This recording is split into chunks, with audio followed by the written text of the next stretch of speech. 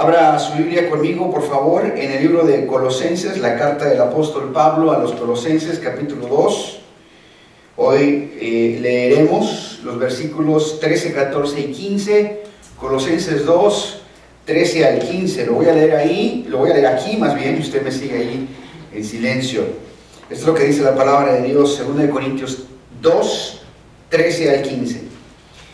Y a vosotros, estando muertos en pecados y en la incircuncisión de vuestra carne, os dio vida juntamente con Él, perdonándoos todos los pecados, anulando el acta de los decretos que había contra nosotros, que nos era contraria, quitándola de en medio y clavándola en la cruz, y despojando a los principados y a las potestades, los exhibió públicamente, triunfando sobre ellos en la cruz. Vamos a orar.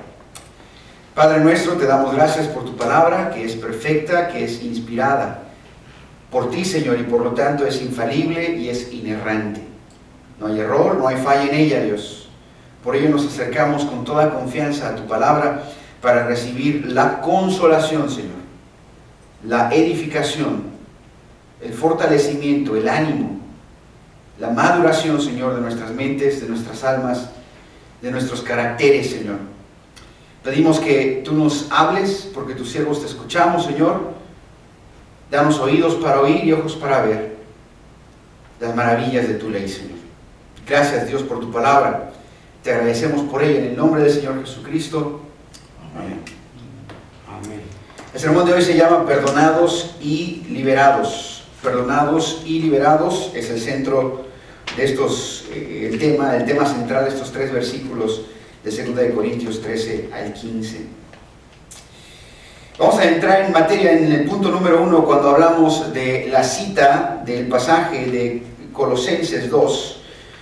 Número 1, andad en Cristo, que es un mandamiento, andad en Cristo así como habéis sido enseñados. Este fue el mandamiento inicial de este segmento de la Escritura. Anden en Cristo así como han sido enseñados. Letra A. Primero, Colosenses 2, hermanos, este capítulo de Colosenses 2 nos revela la razón del por qué Pablo escribió esta epístola. ¿Con qué propósito, por qué razón Pablo escribió la epístola a los Colosenses? La respuesta es esta.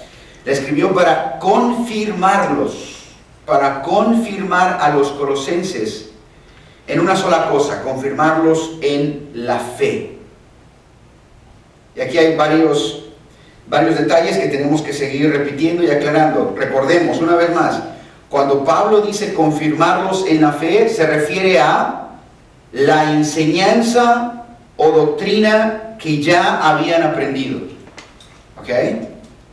En muchos textos del Nuevo Testamento, cada vez que usted vea, va a haber muchas ocasiones, en los que cuando la palabra fe aparece en la Escritura, en el Nuevo Testamento, no se refiere a lo subjetivo, es decir, a yo tengo fe en, sino se refiere a lo objetivo, es decir, el conjunto de doctrinas que la Escritura nos enseña.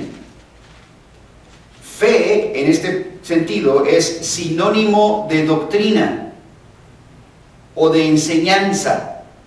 ¿Ok?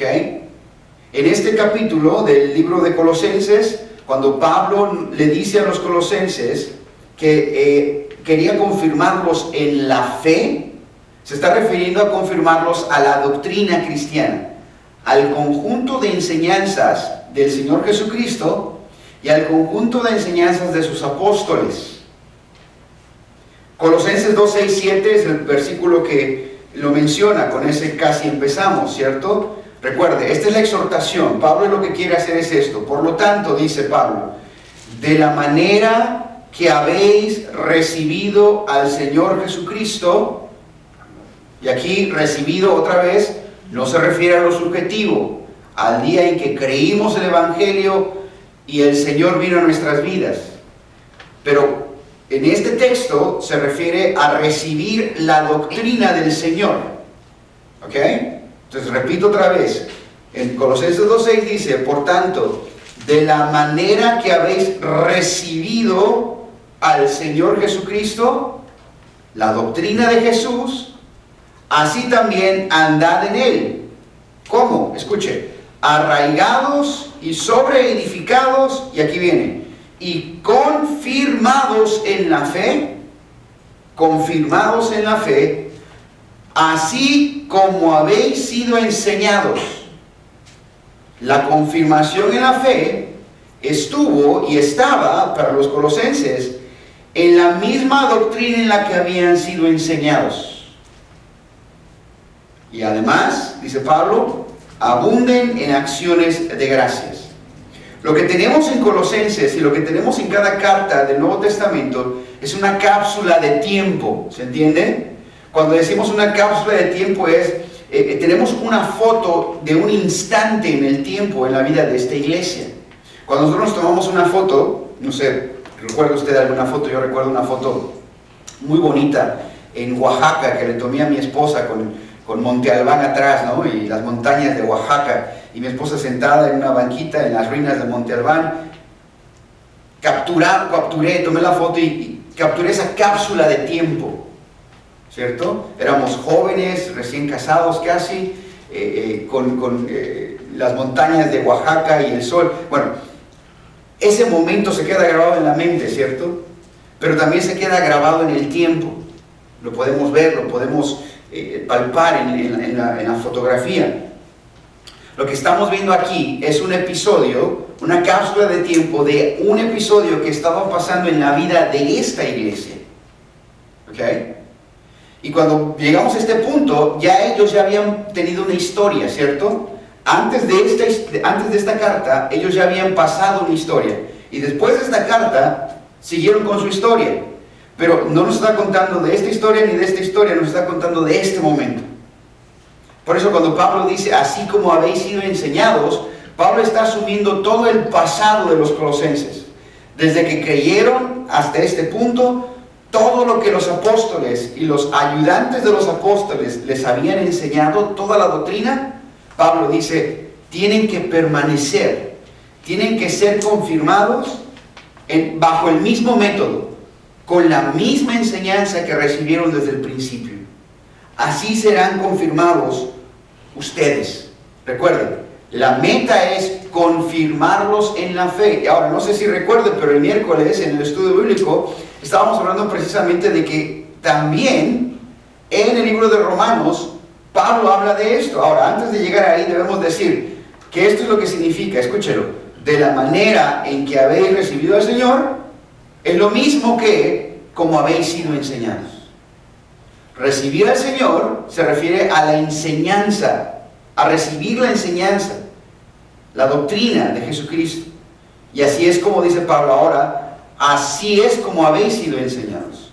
Ahora, lo que mencionaba en Romanos 1, 12 al 11, si no lo recuerda el miércoles lo mencionamos, Pablo le dice a los romanos, porque tengo ganas de verlos para comunicarles algún don espiritual, y otra vez el mismo énfasis, a fin de que seáis confirmados. Quiere decir, esto es, para ser mutuamente confortados por la fe. Otra vez, la enseñanza, las verdades, la doctrina de los apóstoles, que nos es común, dice el apóstol Pablo, a ustedes y a mí. Este es el propósito de Pablo, confirmar a los colosenses. Ahora, número 2, de hecho, otra vez, déjeme hacer este énfasis. Confirmados en la fe en Colosenses 2:7 es lo mismo que dice Pablo en Romanos 1:11, a fin de que seáis confirmados. Nota el énfasis tanto en Colosenses como en Romanos. Ahora, no hice un estudio de esta palabra, cuántas veces aparece en las epístolas del apóstol Pablo, pero aun si no aparece en alguna epístola, recuérdelo, toda epístola fue escrita para confirmar a los creyentes en la fe del Señor Jesucristo, en la doctrina de Jesús. Ahora sí, letra B. Los dos énfasis centrales de esta carta, hermanos, y de este capítulo son, uno, la persona. El primer énfasis que vamos a ver en este capítulo que Pablo hizo fue la persona y obra de Jesucristo. Este es el primer énfasis. Si tuviéramos que hacer una pregunta, diríamos, ¿quién es Cristo? ¿Ok? El primer énfasis es la persona de Cristo y responde a la pregunta, ¿quién es Jesús? ¿quién es Jesucristo? ¿Ok? Y la respuesta está en Colosenses 2.9, ¿cierto? El primer énfasis de Pablo es este: ¿quién es Jesús? Pablo dice en Colosenses 2.9, porque en Él, es decir, en Cristo, habita corporalmente toda la plenitud de la deidad. Es decir, Cristo es Dios. Esta es la respuesta a la pregunta: ¿quién es Cristo? Cristo es Dios. En Él habita toda la plenitud de la deidad. Todas las características, virtudes de Dios, todas están en Cristo Jesús, porque Él es Dios. Ahora, el segundo énfasis, número 2 en la letra B, el segundo énfasis se refiere a los efectos, bendiciones o beneficios espirituales de Cristo sobre los creyentes. ¿Ok? Este es el segundo énfasis. Lo repito, el primero es ¿quién es Cristo?, la persona y la obra de Jesús. Y el segundo es ¿qué efectos tiene la persona y la obra de Jesús sobre el creyente? ¿Cuáles son los beneficios de creer en Jesús para los que creemos en Jesús? ¿Se escuchó? Estas son las dos preguntas que Pablo está contestando en Colosenses capítulo 2. Ahora, bueno, este es el énfasis y esta es la respuesta. Colosenses 2.10, como dice el versículo: y vosotros estáis completos en Él, que es la cabeza de todo principado y potestad. Entonces, volviendo, echándonos un poquito para atrás, ¿quién es Cristo? Cristo es Dios. ¿Y cuál es el beneficio de creer en Cristo? Que estás completo en Él. Estos son los dos, digamos, las dos cabezas principales de toda la doctrina de la que Pablo está hablando aquí. Cristo es Dios, y tú como creyente estás completo en Él. No te falta nada espiritualmente. Estás completo. ¿Ok?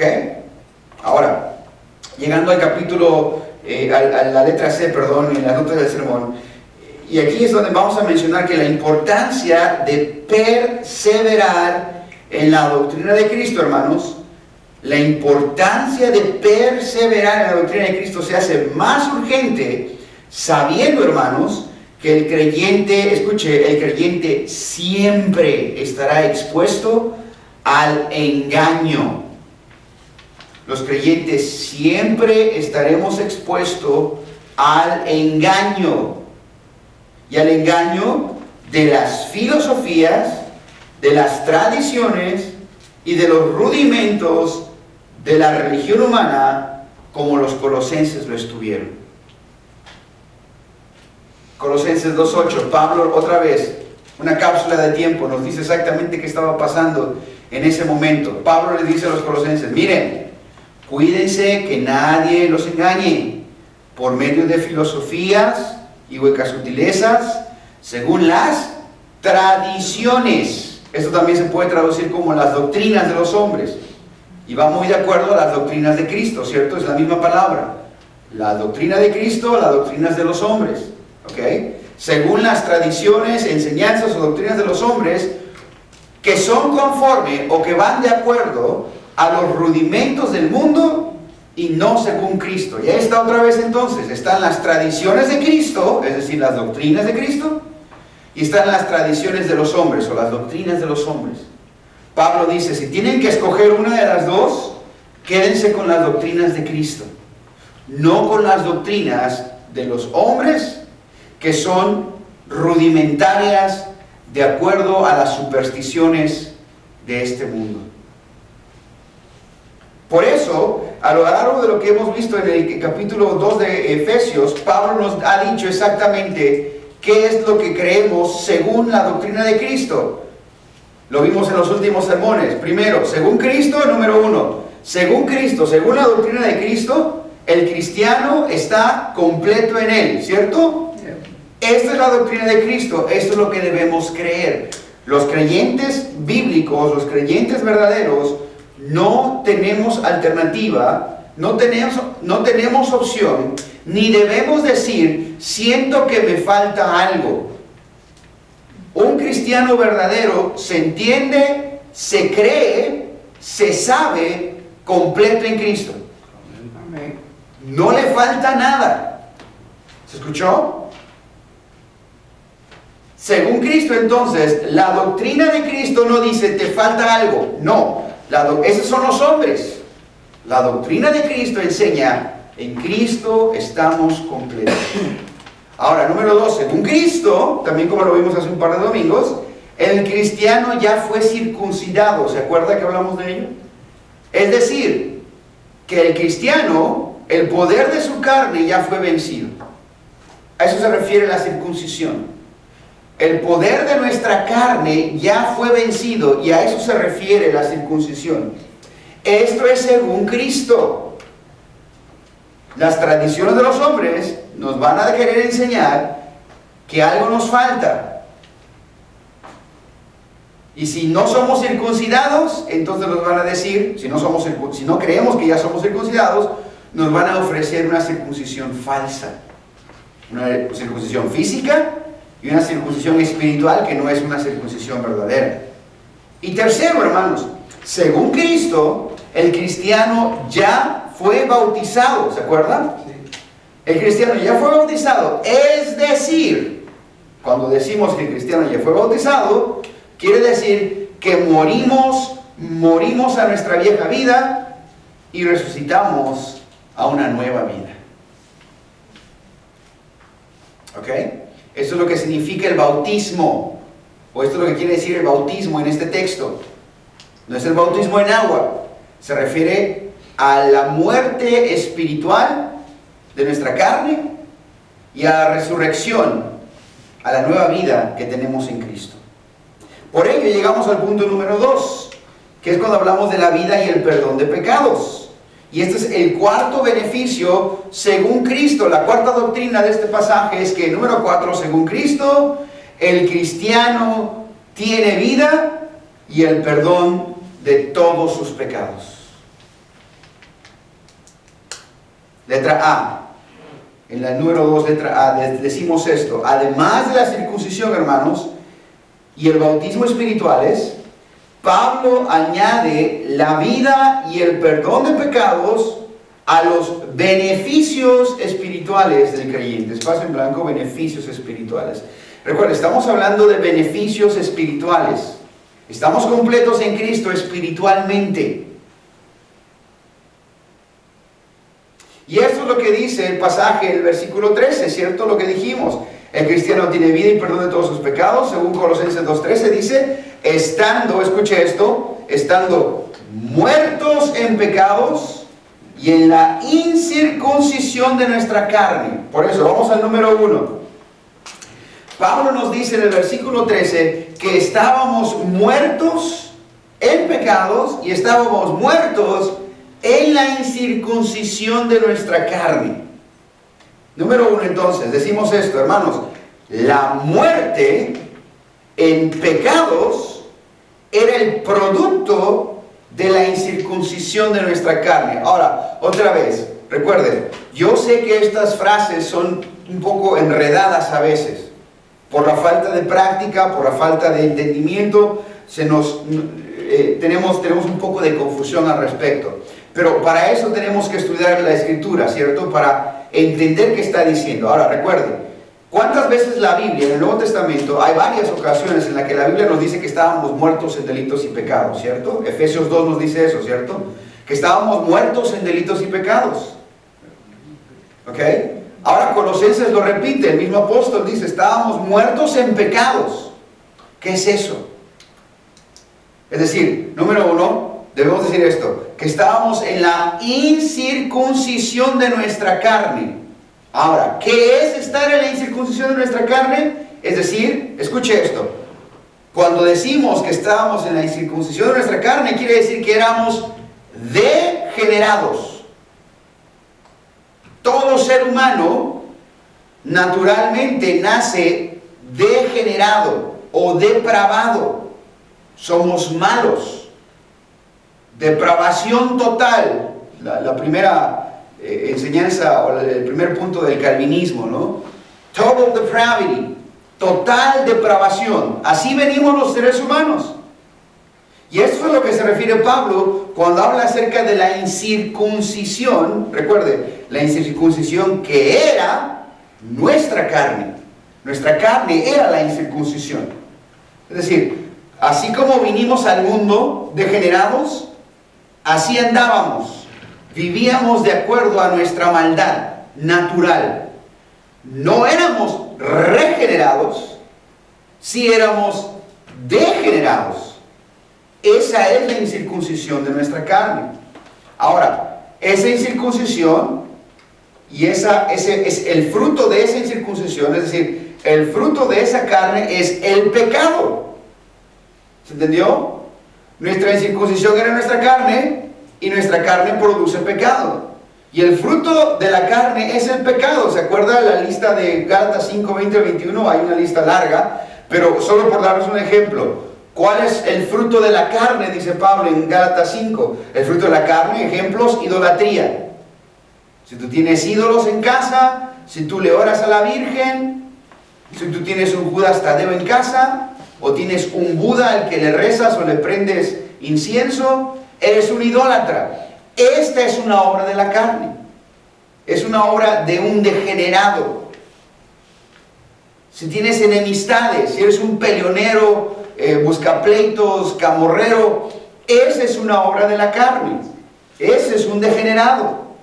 Si eres envidioso, si te entristece o te enojas con las personas porque les va mejor que a ti, eso es un degenerado. Las herejías. Decir, Dios dice, cuando Dios no dijo, esa es una herejía, y eso es un producto de la carne, hermanos, ¿lo notó?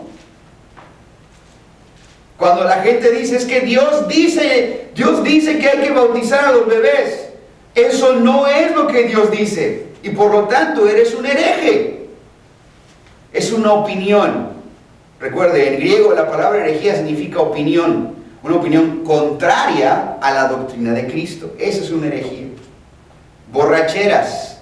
¿Cuántos nos emborrachábamos antes en nuestras vidas sin Cristo? Éramos degenerados, nos emborrachábamos. Recuerde, estos son los productos de nuestra depravación, de nuestra degeneración. Y así andábamos en la vida. Y por lo tanto, otra vez lo repito, 1, éramos degenerados, esa era nuestra circuncisión. 2, teníamos el fruto de nuestra degeneración y ese era el pecado, borracheras, orgías, envidias, etcétera, etcétera. Y 3, entonces el pecado produce muerte.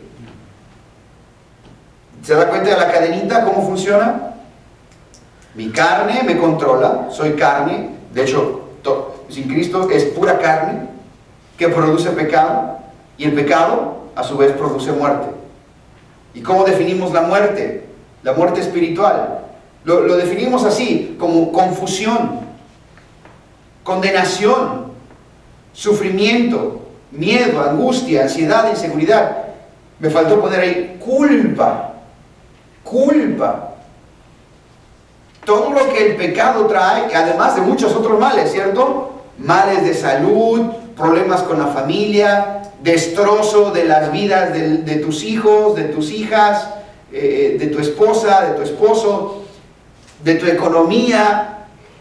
Eso es lo que la carne produce al final. La carne produce pecado y el pecado produce muerte. ¿Se escuchó? Esta es la dinámica de la muerte espiritual. Por eso repetimos otra vez. Regresamos al punto número 1 en la letra A del sermón. La muerte era en pecados y ese pecado era producto de la incircuncisión de nuestra carne. Ahora, de todo el proceso que hemos visto, todo este proceso es exactamente lo que Cristo hace cuando revierte los efectos de la carne, el pecado y la muerte. ¿Se escuchó? Cristo vino a salvarnos de nosotros mismos, de nuestra carne, que produce pecado, que produce muerte. Esto es Cristo lo que viene a hacer. Cristo viene, en lugar de darnos muerte, nos viene a dar vida. Pero en vez de pecado, nos viene a dar justicia. Y en vez de degeneración, nos vino a dar regeneración. ¿Se da cuenta? Nacimos degenerados, Cristo nos regenera. Vivíamos en pecados, Cristo nos hace justos. Vivíamos la muerte, Cristo nos da vida. Esa es la salvación de nuestras almas, hermanos. Para eso vino Cristo, para sacarnos de nuestra degeneración, pecado y muerte, para darnos regeneración, justicia y vida. Por eso decimos, hermanos, pero los cristianos ya morimos a nuestra carne. ¿Cuándo morimos a nuestra carne? En el bautismo espiritual. ¿Cuál es el bautismo espiritual? La regeneración. Y por ese mismo bautismo recibimos vida del Espíritu Santo.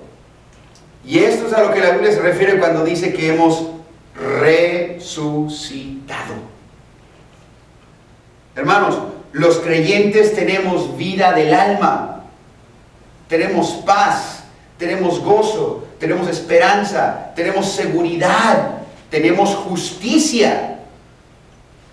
Esto es vida verdadera, hermanos, amados míos.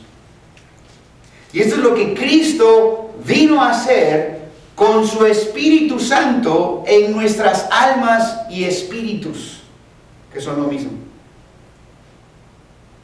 Muertos en delitos y pecados, Cristo nos resucitó. Cristo nos dio vida por su Espíritu Santo. Ahora terminamos en la número 1 entonces. ¿Cuándo recibimos vida, hermanos? Recibimos vida una vez que fuimos, escúchalo, sepultados y resucitados con Cristo en el bautismo espiritual. ¿Cuándo? Al momento de creer. Espacio en blanco, creer. Una y otra vez, tenemos que repetirlo. No estamos hablando del bautismo en agua literal. Estamos hablando de la regeneración. Y la regeneración sucede en el momento que Dios nos da la fe para creer el Evangelio de Cristo Jesús. Cuando creímos, cuando Dios nos regaló la fe para depositarla en Cristo su Hijo, en ese momento nos dio su Espíritu. Y su Espíritu Santo nos regeneró, nos hizo, soy nueva criatura, lo declara la Escritura. Soy nueva criatura. Ya no estoy muerto en delitos y pecados, ahora tengo vida por el Espíritu de mi Espíritu. Y hermanos, parece increíble, no debería parecernos increíble, lo que debería parecernos increíble es cuántas veces se nos escapan en la Escritura. Leemos la Biblia y perdón otra vez, yo sé que insisto mucho en esto, pero les doy testimonio mío. ¿Cuántos años no viví en el cristianismo y nunca conecté los puntos? ¿Por qué? Pero vean cuántas veces aparece esto. Es un tema repetitivo en la Escritura, en el Nuevo Testamento. Romanos 6:4. ¿Se acuerdan que hablamos de Romanos hace como medio año? Por cierto, ya se nos va el año, ya estamos en el 7º mes del año. Empieza la segunda mitad del año, agárrese. Pero bueno, Romanos 6:4. ¿Qué nos dijo Romanos 6:4? Escuche esto, dice, porque somos sepultados juntamente con Él para muerte por el bautismo. Y aquí los bautistas tenemos que decir, sí, cuando decimos que nos bautizamos y ahí fue, no estamos hablando de algo simbólico, estamos hablando de algo real, hermanos. Es lo que nos falla a los cristianos a veces, que pensamos mucho en simbología, en figuras, pero nos falla cuando decimos, pero espérame, estamos hablando de algo real. No es un símbolo nada más para contemplar así como que, ay, qué precioso, qué bonito. No, es algo real. Otra vez, Pablo dice, fuimos sepultados juntamente con Cristo para que muriéramos por el bautismo. El bautismo nos mató, eso es lo que quiere decir. El bautismo espiritual, el bautismo del Espíritu Santo nos mató. ¿Qué mató? Nuestra carne. A fin de que como Cristo, escúchelo, a fin de que como Cristo resucitó de los muertos, por la gloria del Padre, así también nosotros, ¿qué? Andemos en vida nueva. Cristo nos mató nuestra carne. Y ahí mismo en Romanos 6, versículo 6 dice, sabiendo, recuerde, ¿en qué está basada nuestra fe? En saber, en conocimiento. Si no sabemos, no puede haber fe. Pero Pablo una y otra vez en sus epístolas nos dice, sabemos, porque conocemos, porque Dios nos dio sabiduría, porque Dios nos dice. Y Pablo dice otra vez en Romanos 6:6, hermanos, nosotros sabemos. Note que no dice, nosotros sentimos, nosotros nos imaginamos, no dice eso, nosotros sabemos. ¿Qué sabemos? Escuche, que nuestro viejo hombre fue crucificado. Nuestro viejo hombre es la carne. ¿Qué murió? Nuestra carne, hermanos.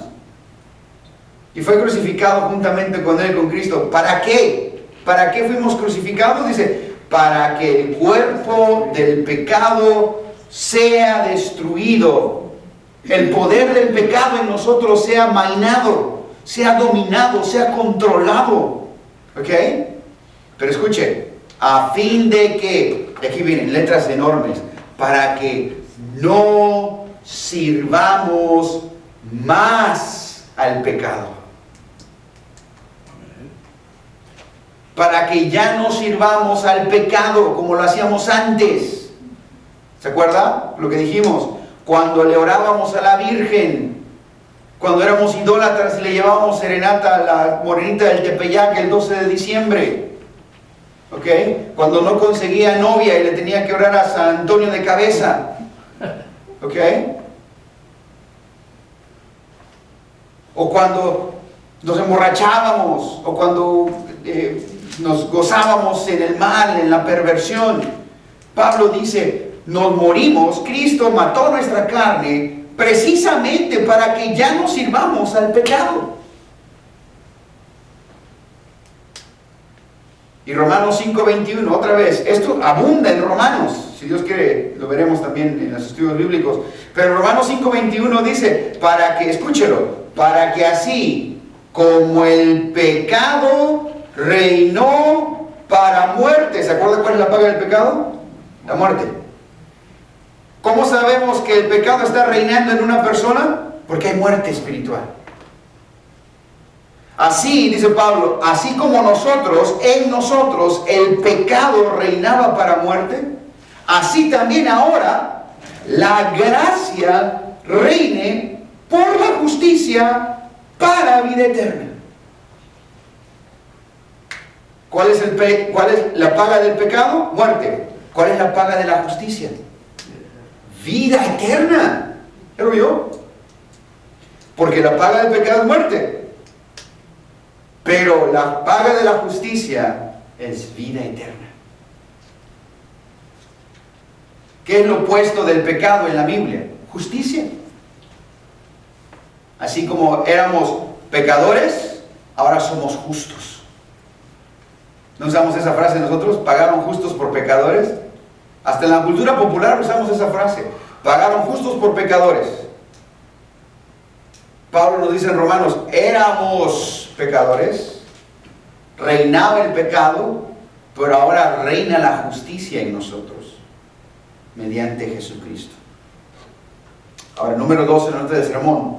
La muerte de Cristo, hermanos, además de este beneficio de matar nuestra carne, ¿ok? La muerte de Cristo nos otorga el perdón de nuestros pecados. Gloria a Dios por ello. Colosenses 2:13 nos dice, y a vosotros, otra vez lo repite, ¿ya lo vio? Estando muertos en pecados y en la incircuncisión de vuestra carne, a pesar de ello, dice Pablo, nos dio vida juntamente con Él y además nos perdonó todos nuestros pecados. Amén.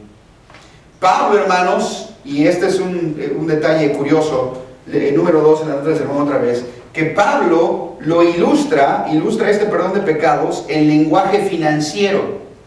¿Ok? En Colosenses 2:14, mira lo que dice Romanos 2:14, dice, anulando el acta de los decretos que había contra nosotros, el acta de los decretos aparece ahí, ¿ok? En español lo tenemos como el acta de los decretos.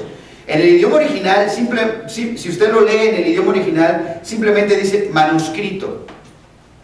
Debería decir, anulando el manuscrito que había contra nosotros. Es decir, era una nota que se escribía a mano, pero era una nota que se escribía a mano cuando había deudas. Es decir, en los tiempos antiguos, si alguien le debía a alguien algo, le firmaba lo que hoy decimos un pagaré, ¿se acuerdan? Un pagaré.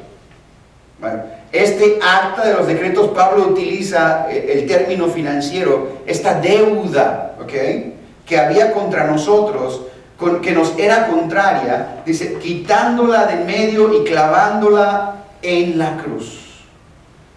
¿Cuál era nuestra deuda con Dios? Nuestro pecado era nuestra deuda con Dios. ¿Ok? Le debíamos por nuestro pecado. Habíamos incurrido en una deuda contra Dios por nuestro pecado.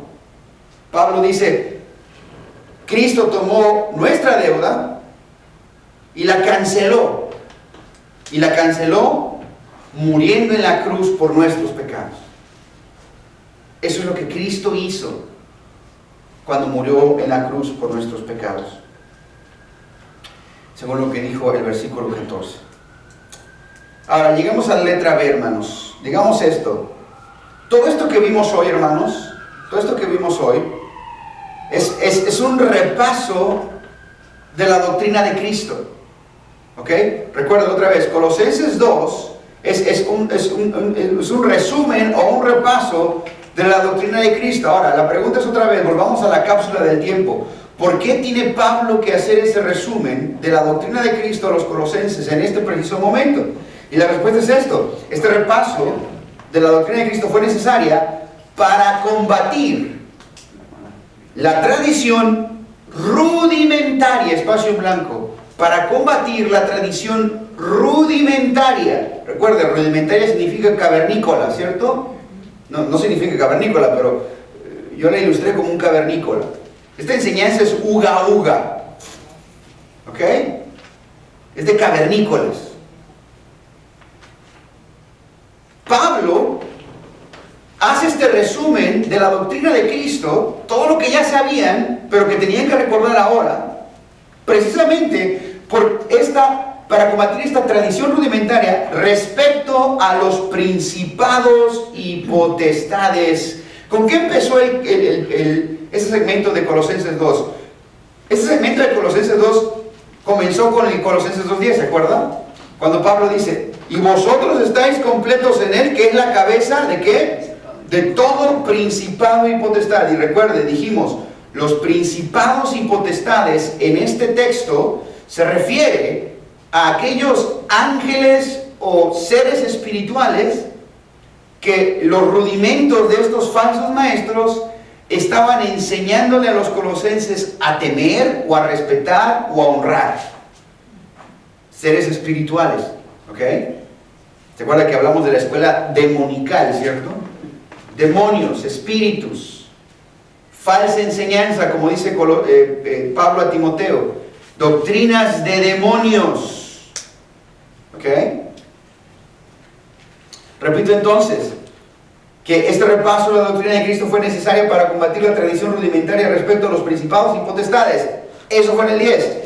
5 versículos después, al concluir su argumento, Pablo vuelve al punto, diciendo que en la cruz los principados y potestades fueron desnudados y expuestos a la burla pública. Lo repito, en Colosenses 2:15, Pablo hablando de los principados y potestades, ¿ok?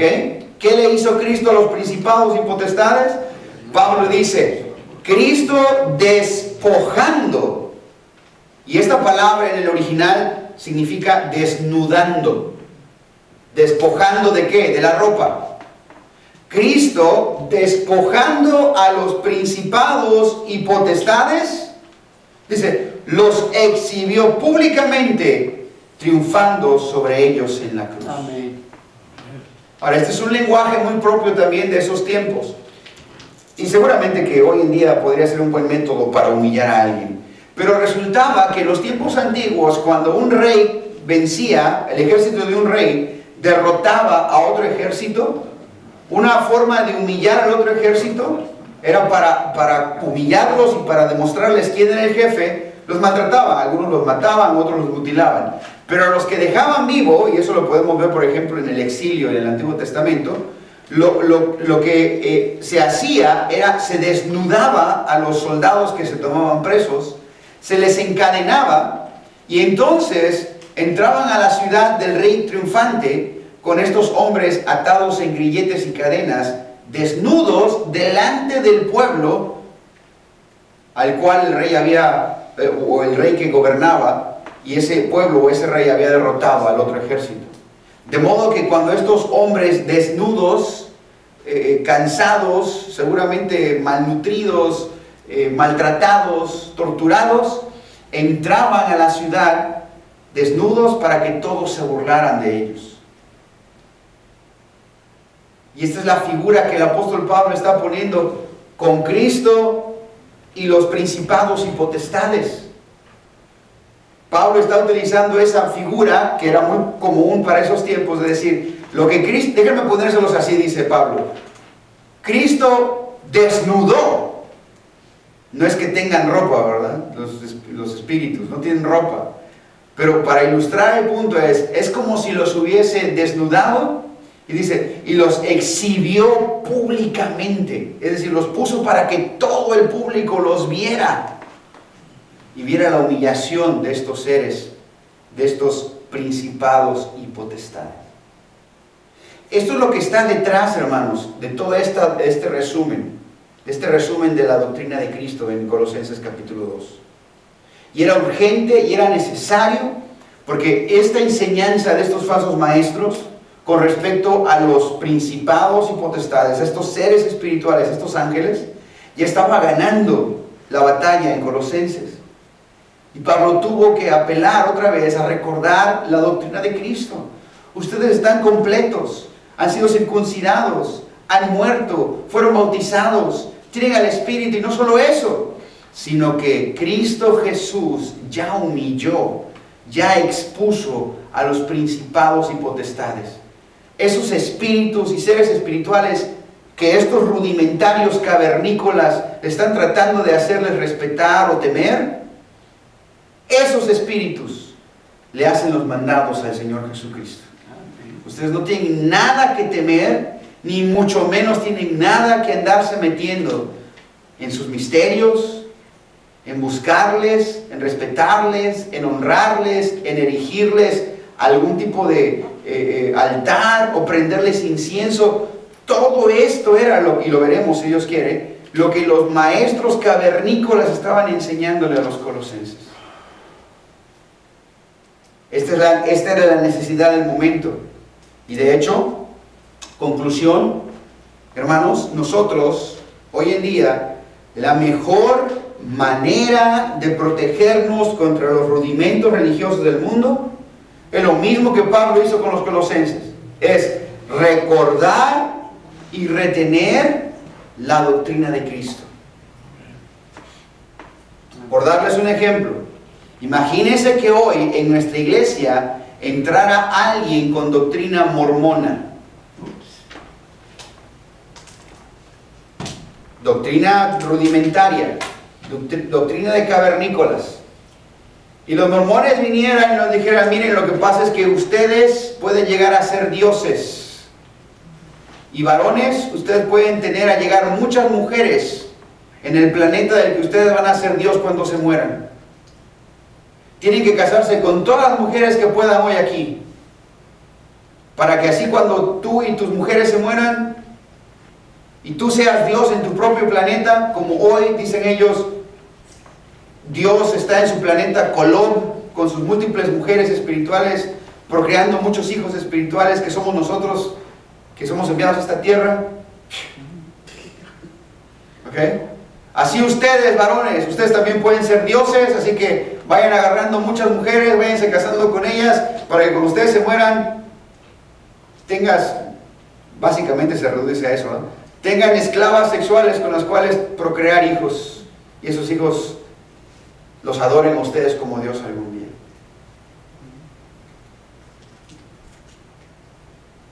Y la iglesia bautista abrió y empezó a decir, caray, ¿será? Sí, ¿verdad? Suena interesante, ¿no? Pues sí, ¿verdad? Porque dice, ¿verdad? Que somos dioses. Bueno, no dice, pero qué tal que nos confunden y dicen, no, pues que sí, parece que sí dice, ¿no? Bueno, hay un salmo que dice, vosotros sois dioses, ¿no? Y Jesús dice, y la Biblia dice, ustedes son dioses, pero hay que interpretarlo correctamente, ¿cierto? ¿Cuál sería la solución a ese ataque de esa doctrina rudimentaria? La solución sería volver a la doctrina de Cristo. Volver a la doctrina de Cristo. Y así con cualquier otra doctrina, sea católica, sea adventista, sea testiga de Jehová, sea presbiteriana, sea carismática, sea lo que sea, hermanos, la solución siempre va a estar en volver a la enseñanza del Señor Jesucristo. Por eso es tan importante, hermanos, que perseveremos en la doctrina. Esta es la exhortación entonces, hermanos. Sigamos siendo confirmados en la fe. Amén. Permanezcamos en la doctrina de Cristo. Porque si permanecemos en ella, continuamente estaremos confirmados en esa fe. Vamos a ver. Dios, te pedimos ahora que tú nos concedas tu gracia precisamente para ser confirmados en la fe. Muchos llevamos muchos años en la fe, Señor, del Señor Jesucristo, y por una o por otra cosa, Señor, no la recordamos o nos olvidamos o la descuidamos. Pedimos, Padre, que tú nos ayudes a retomarla siempre, a recordarla siempre, Dios. De modo que cuando estas enseñanzas rudimentarias aparezcan en el horizonte, nosotros estemos bien confirmados en tu doctrina. Gracias, Señor, porque nos sabemos completos en ti, estamos completos. Y no hay demonio, ni principado, ni potestad, ni espíritu, ni ángel, Señor, que nos quite o que nos pueda completar lo que nos falte, porque no nos falta nada. Gracias, Señor Jesucristo, porque en ti estamos completos y tú eres la cabeza, tú eres el jefe de todo principado y potestad que tú en la cruz humillaste y exhibiste públicamente. Gracias, Señor, tú eres nuestro Rey triunfante y nosotros vivimos en tu victoria. Te agradecemos en el nombre de Jesús. Amén. Amén.